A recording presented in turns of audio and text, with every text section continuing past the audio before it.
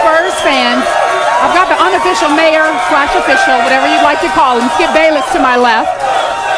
Stephen A. Smith. You've contaminated this crowd. You hear them Spurs in 6. Joining me now, though, good friend, Miami Heat picker, Chris Broussard, ladies and gentlemen. Give it up for him.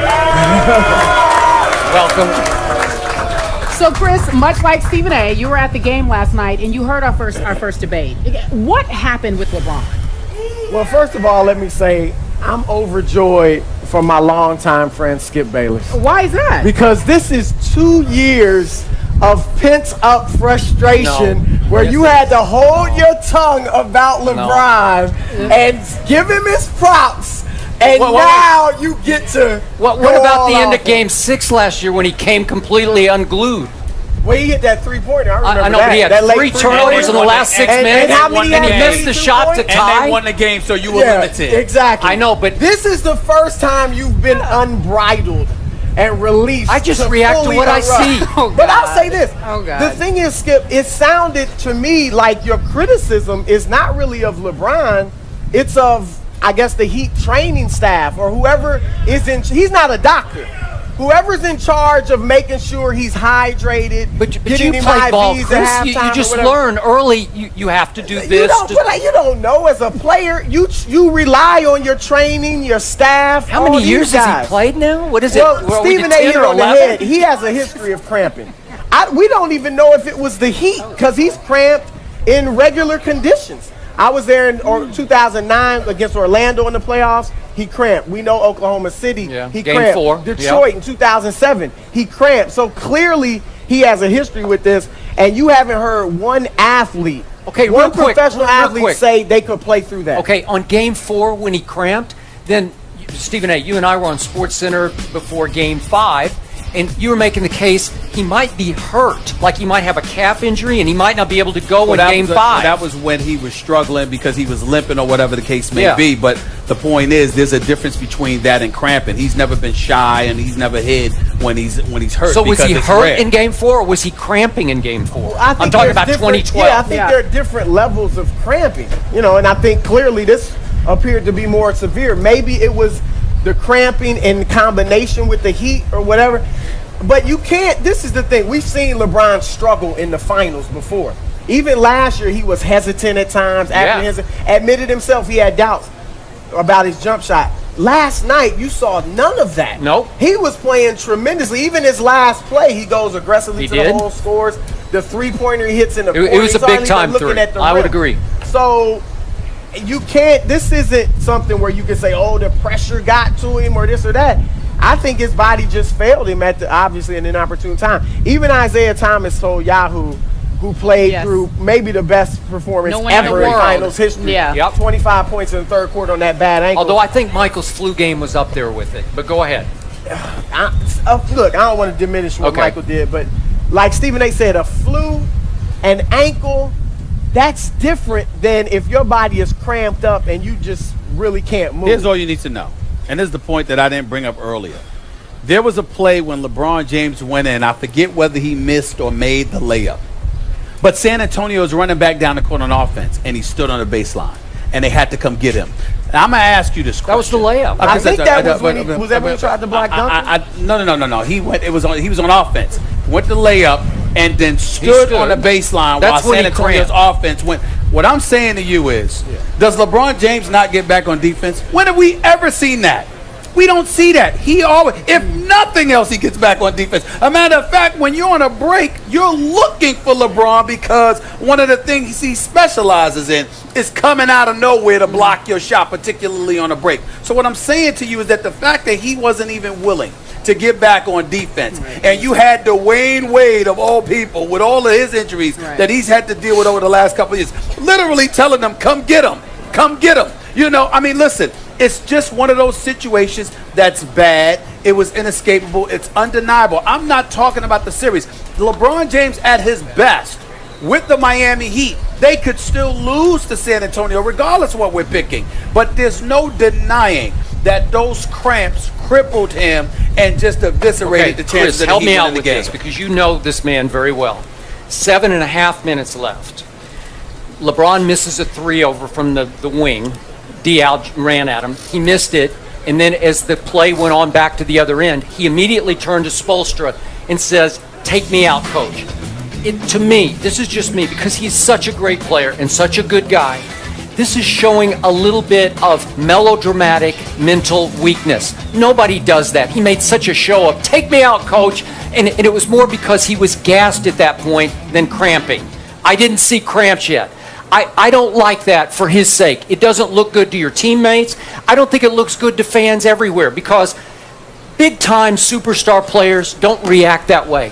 "Coach, I'm gassed. Take me out." And he makes such a big display out of it. It just drives me a little crazy, because I don't not like him. Yeah. I'm fine when he plays great. I am. I come in and say, "Boy, that was a great game by LeBron." And he did some great things last night, but when his team needed him most, I don't get that kind of behavior. It's melodramatic to me. I mean, if he's really, whether he was cramping, I know there were players saying they heard him say he couldn't breathe at times last night. Yeah. So I don't know Different if it was issue. fatigue. Yeah. All right. I remember looking at him maybe just 5 minutes into the game, and he was down on his shorts. He looked like he was spent. And I was like, wow, this is early. I didn't even know at that point that the air conditioning Have we not was seen off. 3 or 4 games even this playoff run when he looked a little mentally gassed? Well, no, 'Cause no. he's had I don't to know do about so mentally. much. I just thought I think physically. Okay, either way. Physically, Either way. Not physically, mentally. he's looked gassed. He's had to carry a huge role. He's been asked to do everything in terms of playing multiple positions, which is one of the reasons he's considering leaving Miami, because he ain't trying to stay in a Okay. situation where he's being asked to do so much. Not that he's going to end up leaving, because I'm still betting my money on him staying. But in the end, when you're asked to do so much and you're looking at the second part of your I agree with career, that. you got to think, Yep. you got to take those things into consideration. But all I'm saying to you is this: still in all, when you look at it, cramping is cramping. It and is. we can talk I'll buy about that. well, you know what, he's demonstrative or whatever. Well, you know what? If there's ever a reason to be demonstrative, is when you're cramping. It's not like you sit there and twist your ankle. Come save me. You know what I'm saying? When you cramping, but when you're cramping, you feel like that. You're like, Lord have mercy, Right. somebody help me. I can't move. I mean, it's really paralyzing. It's what happened to him. And look, What happened? I can't say, nobody can say definitively that the Heat would have won that game. I believe but they I would. don't think you can say definitively they would have lost that game. They're up 2 when LeBron first goes out. He comes back in, or they're up 4. He comes back in, they're down 2. When he leaves the game for good, they're down 2. Spurs go on a 16-3 run. Danny Green, who LeBron had been guarding for much of the game, no field goals through Right. 3 quarters. Fair. He scores all 11 of his points in the 4th quarter when LeBron's out in a 3-minute Oh, by the way, stretch. Skip, I forgot to bring this up. He was guarding Danny Green. But you know what happened? Manu Ginobili comes off the bench, hits 2 threes. All of a sudden, LeBron's guarding him.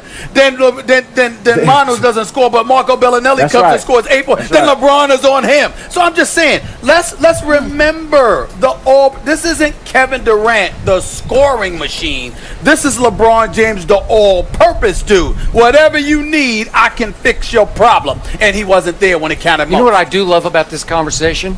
You know what team is now going to feel slighted going to game 2? Oh, okay. My San Antonio Spurs. Spurs. Because they're going to hear all this talk.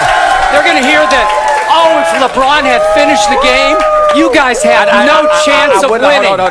I would like to make this point. You and all your little compatriots over here. Thank you. Let me tell you something. Thank you. Allow me to say, Mayor of San Antonio, allow me to say in front of all of y'all, this is what makes y'all look weak. Oh, boy. You want every little advantage that you can get.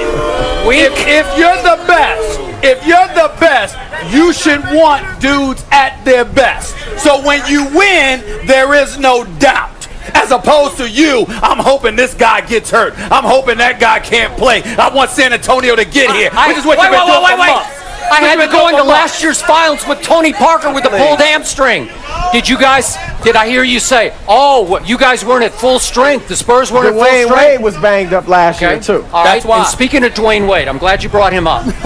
His start last night was breathtaking Yeah. for me. Yes, it was. I was saying, that guy is back. Didn't That miss a D-Wade shot guy. in warm-ups. Oh, Didn't miss a hey, shot. He was so explosive. He looked so healthy. And I must admit, I'm sitting there thinking, I might be in trouble tonight because of that guy. Right. Down the stretch, your X factor, Chris Bosh, who also made some big-time shots in that game. But not late. Bosh, D-Wade, late? Nope, weren't there when they needed him most, because they still have a pretty good team without LeBron James. It's still pretty good. But it throws you off when you're used to playing through this guy all the time, and then he's not there. And it's against the Spurs. You know, it's not against the Minnesota Timberwolves. The Spurs started moving the ball well. They were on fire as far as hitting jump shots, and they moved so many players around offensively that I think I'm not ready to make a blanket statement that Dwayne and Bosh couldn't carry them or can't carry them when LeBron's out. It was one game. Exactly. It was just one game. Hold on quickly before he gets out of here. After what you saw last night, he's still going with the Heat. You and I can't talked about change. this. I don't change my pick. I stick with my pick. Heat and 6. 6. Also, wait. That means the Heat have to win. Help me with the math here. 4 out of the next 5. You something, They would have won. I'm 80%, 85% sure they would have won last night if LeBron had played. They came here for a split. Ain't no 85% for me. The Heat would have won the daggone game last night. I am 100% sure the Spurs would have won if LeBron had played last night. We leave it there. Give it up for Chris Broussard. At the pick'em board. 3 chips for you guys.